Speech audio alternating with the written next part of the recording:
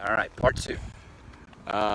Okay, yeah, so the business model. So, long story short, Eric saw this opportunity and started building the business from the ground up, from just the fact that he saw people executing on this podcast tour model. So that's how it started, and that's kind of largely, or still very much, the core of our business is putting, CEOs or authors or,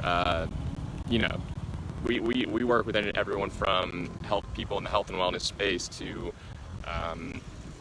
CEO of HubSpot or what have you. So, CEO of FreshBooks and like CMO of HubSpot are two clients of ours. But anyways, not to get off track here. Yeah.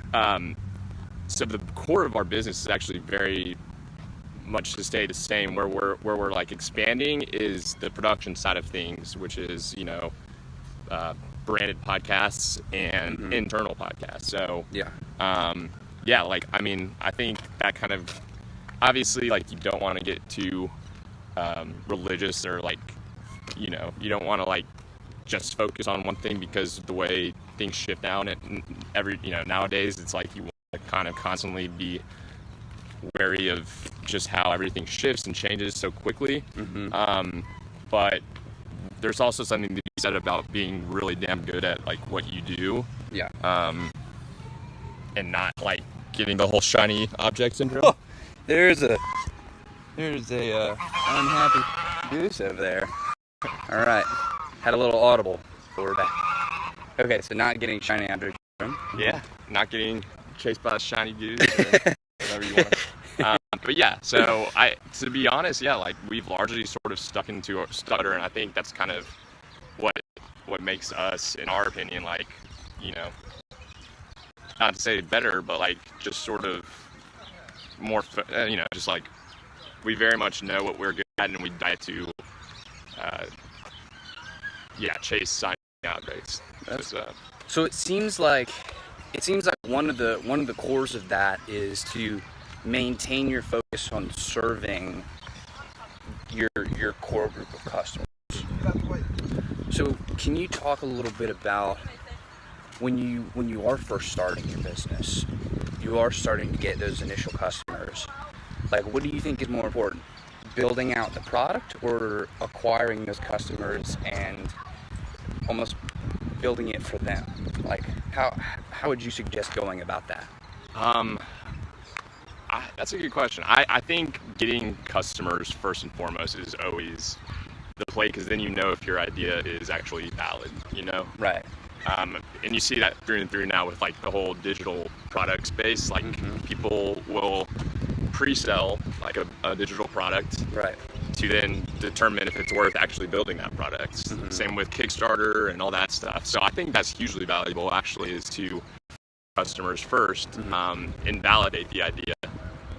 So not to say that you should then like discount the actual like time and effort you put into that, because it has to be of quality if you're making that promise to those customers. But of course, you definitely want to get a sense for like the temperature of the water, because time and time again, and this is something I'm like learning, and as I talk to more and more people, is you want it, then you're just like shit out of luck, that's how companies go under all the time. So that's a great point.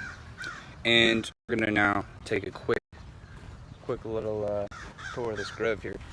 So that's really interesting, and I love that you're talking about the focus on your customers. And it seems like by maintaining that focus, you're able to not only serve them, but to strengthen the relationship between them and build more following, but also to really in your niche and your industry. So what I'm interested in learning a lot of things, but specifically right now what I want to ask about is the future of podcasting. Where do you see that going? Where do you see the industry headed? The acquisitions that Spotify has made will ultimately like shift the entire landscape. Just like you saw Google purchase YouTube, I think that's happening right now with Spotify's purchase of Gimlet, and most recently, I believe, a company called podcast. It's a content company, and then obviously with that is ultimately what allowed creators, just the way that YouTube allowed creators to become stars from their bedrooms, like that will start to happen with podcasts because of Spotify's acquisition. At least that's like my sort of grandiose view of things. Who knows like how everything ultimately shakes out. You see companies like Luminary who are trying to become like the netcasting, and that'll come with its changes and challenges. Then I think ultimately there's definitely room for that. But I think what makes like the industry in general just super unique and interesting is because of that YouTube model, because you get so connected to the people you're listening to, and that, and then again going back to like Anchor and just the ability to create literally from anywhere like we're doing right now. It just opens up so many avenues that traditional like media outlets, you just weren't ever able to do this. So it's only going to keep getting better, and I still think we're very much just getting started with podcasting, even though it's a 20 plus year old medium. Oh yeah, I would say we're a little bit past the infancy, but I'd say we're definitely in the very young stages of podcasting, and especially with more people getting access to the internet, more people getting access to smartphones, and the distribution channels getting better, like internet, everything is just improving.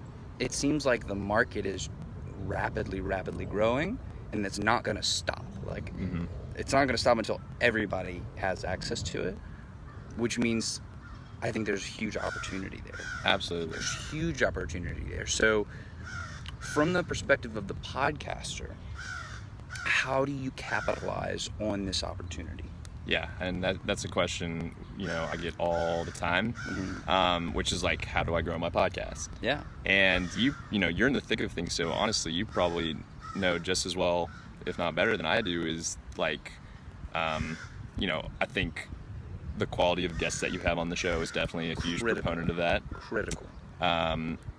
Making sure, or not making sure, because that doesn't sound quite well, but like, getting those guests to promote the show, that's massive, but comes with its challenges but just by nature, like in our experience, a lot of people just don't naturally share. So you gotta think, make it shareable, make the content so good that they want to share it with their audience, or just tee it up in a way that just makes it super simple for them to share it.